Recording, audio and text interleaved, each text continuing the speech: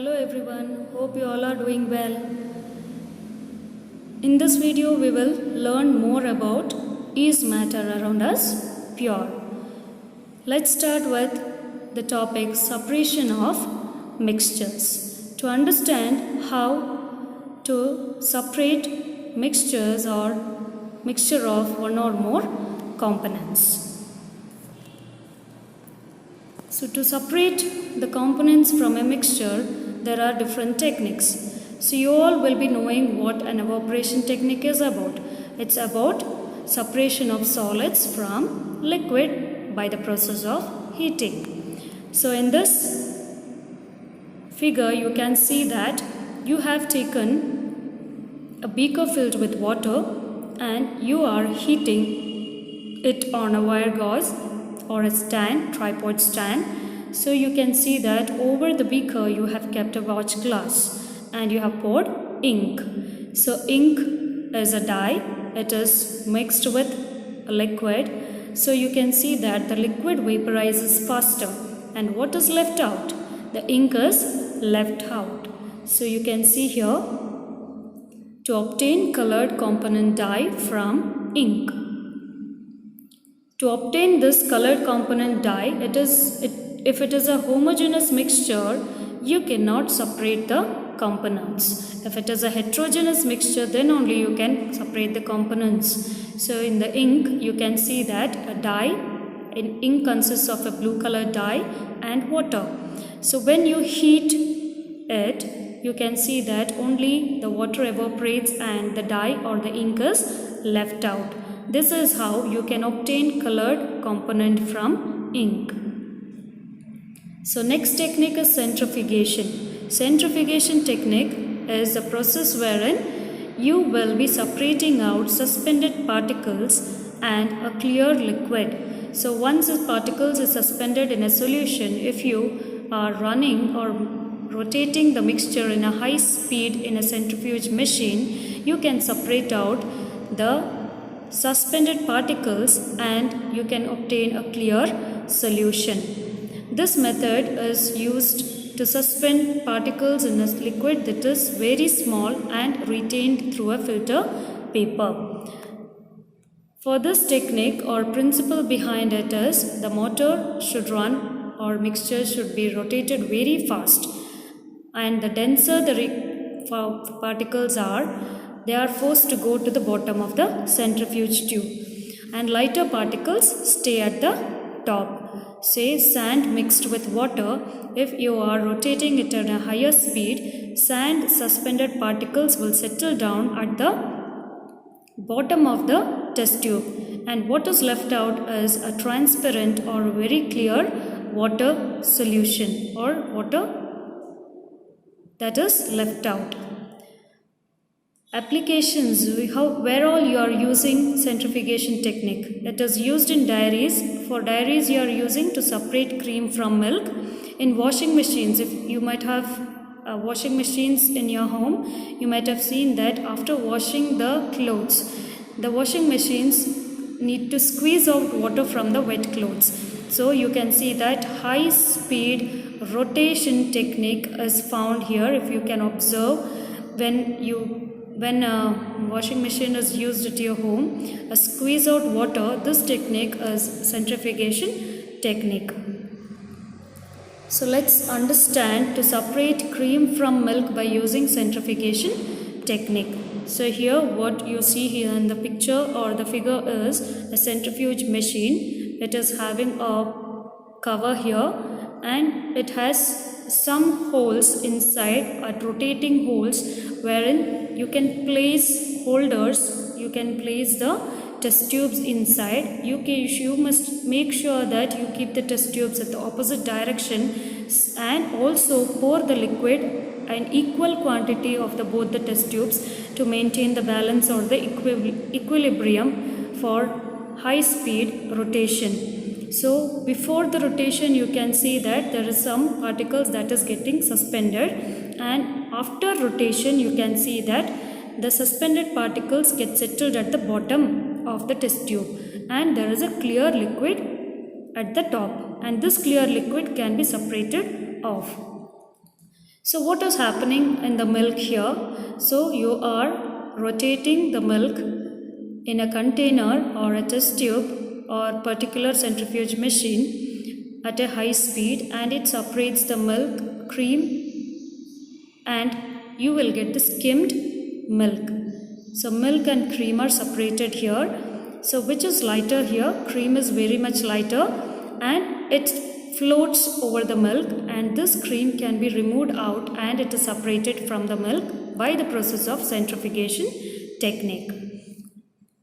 So next method is sublimation. So sublimation is where a solid on heating will directly converted into vapors without changing into an intermediary water or water vapors. So it will directly convert into a gas, solid to directly a gas without changing its state into a liquid is known as sublimation process. So for example, ammonium chloride, camphor. So camphor you might have seen at your home that camphor is solid in nature, and you burn a camphor, it never turns to a liquid, it directly changes to gas form, and you can see the gaseous substance coming out from the camphor, and it can be separated by a mixture by the process of sublimation.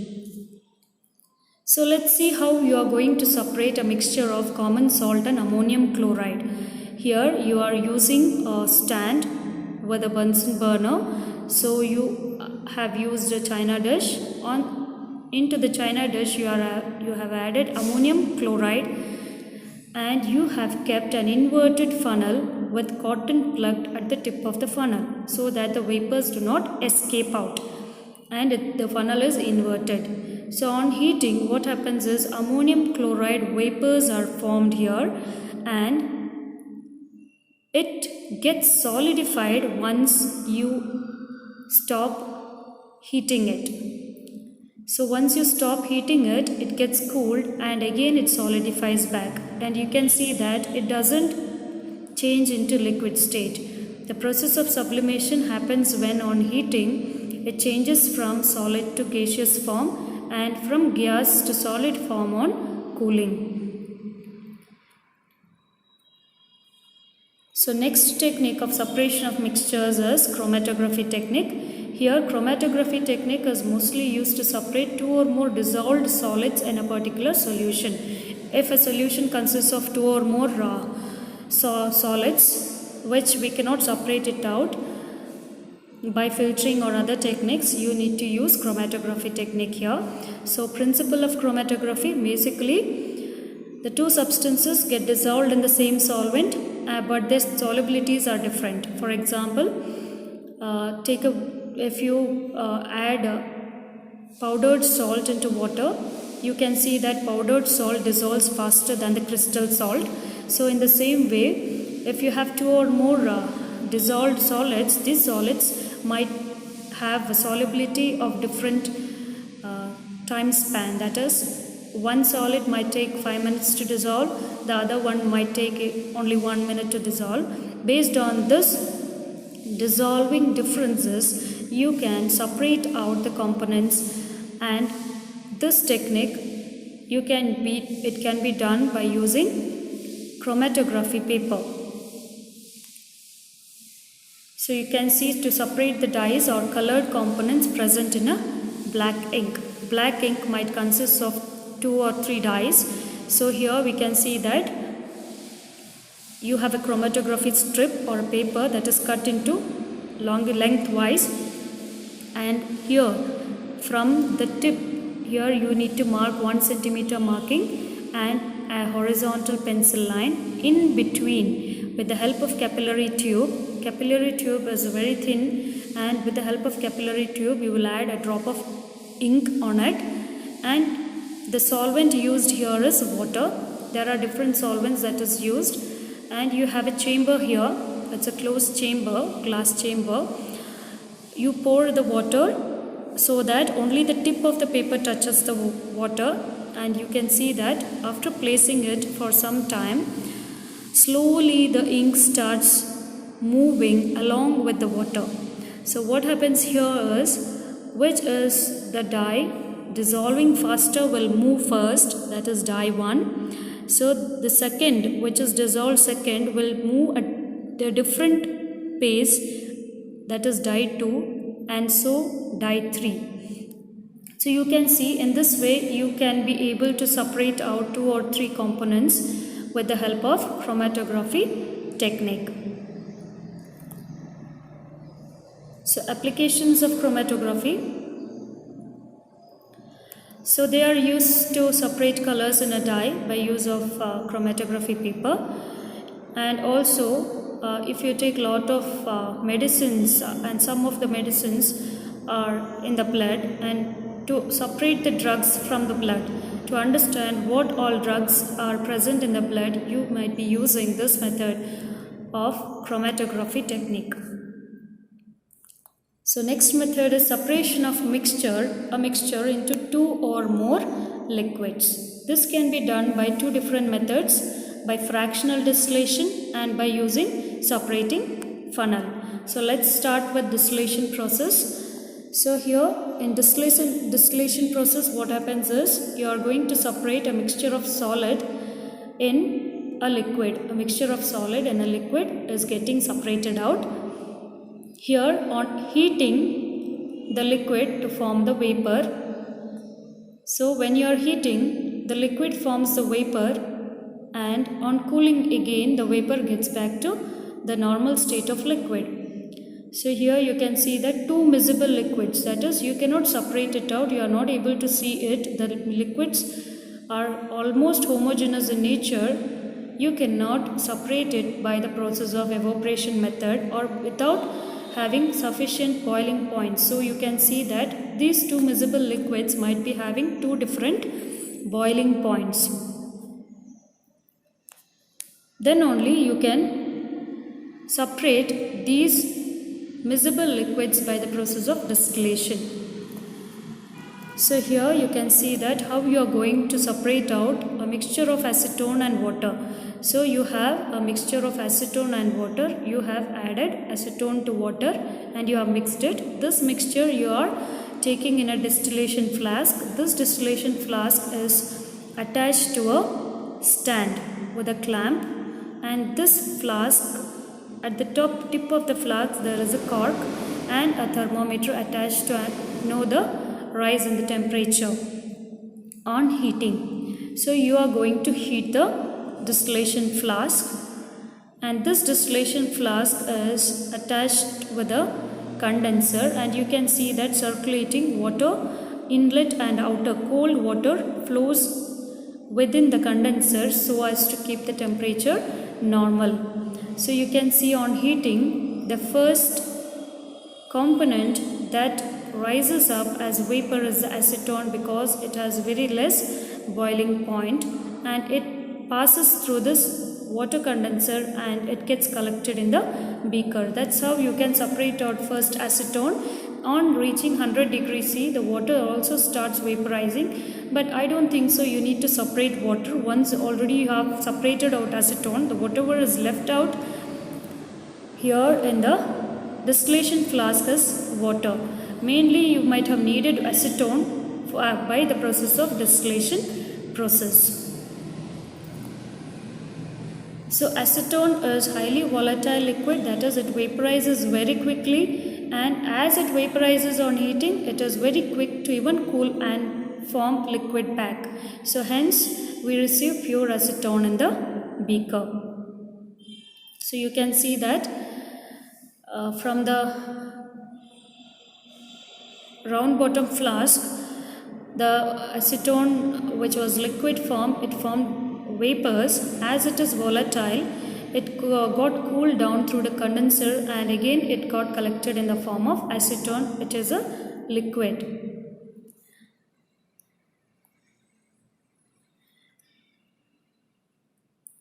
So what is the principle of distillation? Here it is, you can see that it evaporates, liquid evaporates on heating and it gets back to its nature of liquid back from vapor on cooling, and this process is known as condensation. So where all it is applied, it is used to remove salt from salt water. From sea water, the salt is removed and this water can be used for drinking purpose. So next is fractional distillation. So normal distillation is to separate only two miscible liquids. Here you might be able to differentiate, or you can get more than two components from fractional distillation. So you can see that they are the chamber is made into fractions, a tall fractionating column, and there are different heights to collect the different components at different temperatures. Here you can see that crude oil is evaporated and its vapor gets separated out at different temperatures in the fractionation column. So this is the fractionating column that you are seeing here. So you are having different fractions or segments. So first the crude oil is heated and it passes here through the column, and you can see that at 20 degrees C the butane and propane get separated. At 150 degrees C you can separate petrol, 200 degrees Celsius you can separate kerosene, at 300 degrees Celsius is the boiling point of diesel, and 370 degree is a fuel oil. You can separate it out, and at 400 degrees Celsius you can see that you can obtain lubricating oil, paraffin wax and asphalt. Fractionating column, it is fitted between distillation flask and a condenser as per the distillation column. A fractionation bead is also packed with beads because it provides the vapors to cool down and condense repeatedly. So as in the figure you can see that in fractional distillation a mixture of components, or it's not only acetone and water, it might have various components here in a mixture. This needs to be separated out at various temperatures. So you can see that at various temperatures when the vapors start arising here, the fractional column has some beads in it to cool down the vapors. Once the vapors get cooled down at particular temperature, you can see that it again becomes liquid form and it can be collected. Pure liquid component can be collected out. So next process is separating funnel or separation technique by using separating funnel. So this can be done by method wherein two immiscible liquids do not combine with each other, like oil and water can be separated here.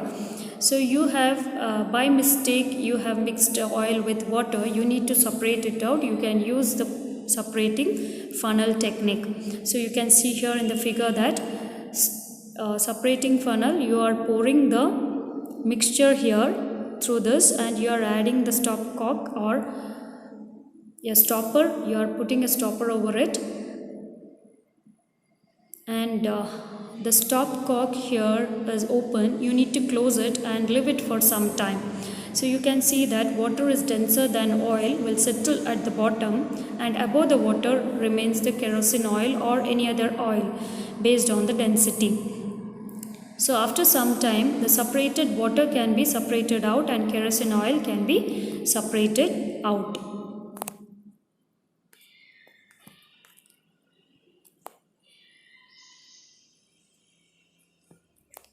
So principle of separating funnel.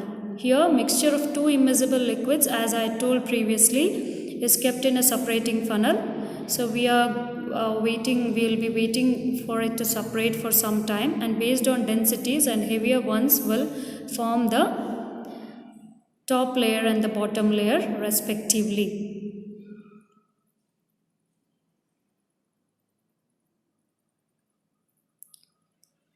Applications of separating funnel. So you can see here oil and water. So oil will get separate, means oil will settle at the top with higher density than water, and water will settle at the bottom to separate mixture of oil and water. In the extraction of iron ore also it has been used to remove the waste molten material, this separating technique is used.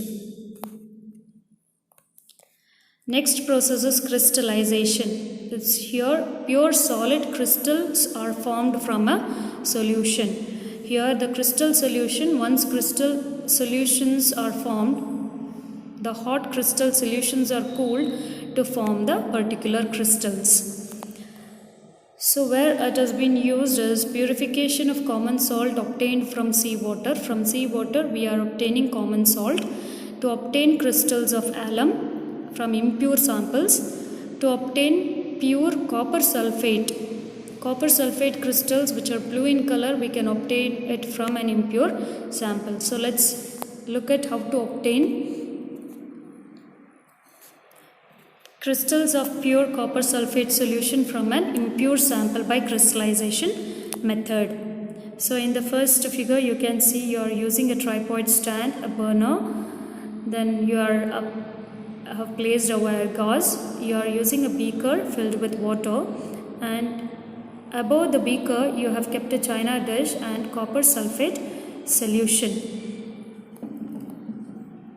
So you can see that on heating, the water content or the liquid part is getting evaporated, and some copper sulfate crystals along with the residues will remain in the china dish.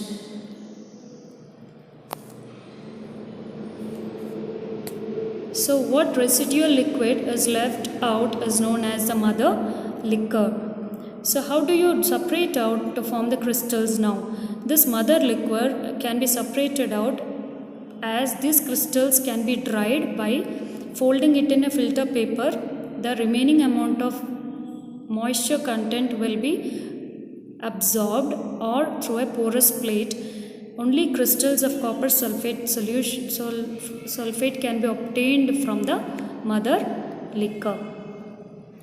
So what are the applications of fractional distillation? It is used to separate mixture of miscible liquids like alcohol, water. So it is used to separate crude petroleum fractions like kerosene, petrol, diesel, etc., as we have seen previously. So it is also used to separate gases in air, taking the liquid air.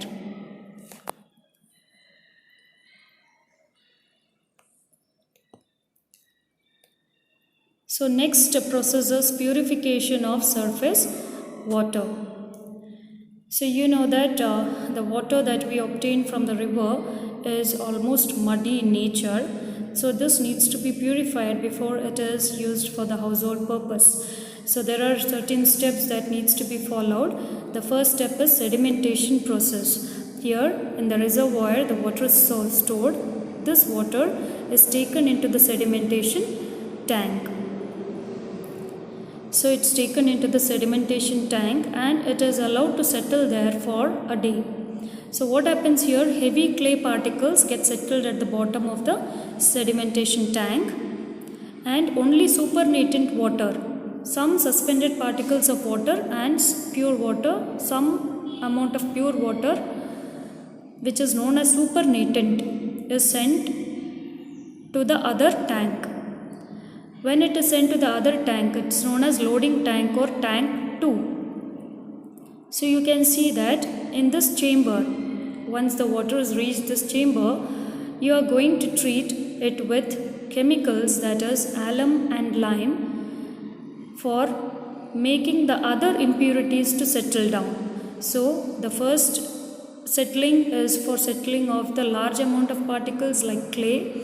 The second settlement is using chemicals such as alum and lime for allowing the settling of the impurities. After settling of the suspended impurities, this water is fed into the filtration tank. Here what happens is more amount of suspended impurities, which is very minute in nature,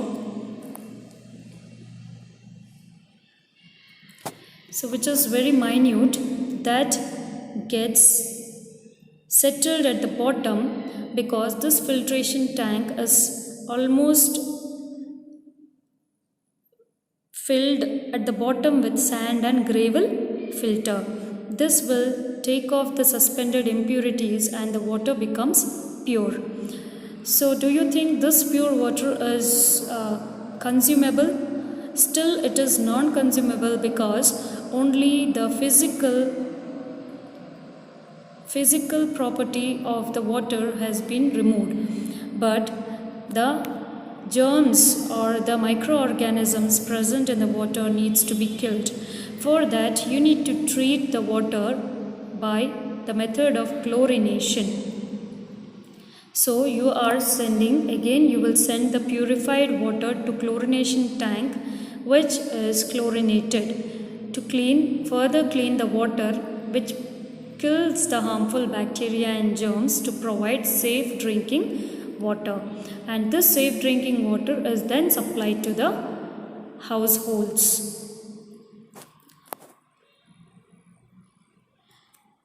So let's sum up about this lesson. We have learnt more about pure substances, impure substances. We have learnt about elements, compounds, suspensions, emulsions, true solutions, colloids.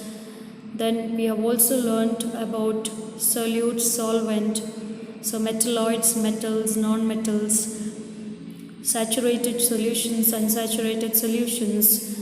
And in this video we have also covered about separation of impure substances by separation techniques such as separating funnel, chromatography methods, distillation process, etc.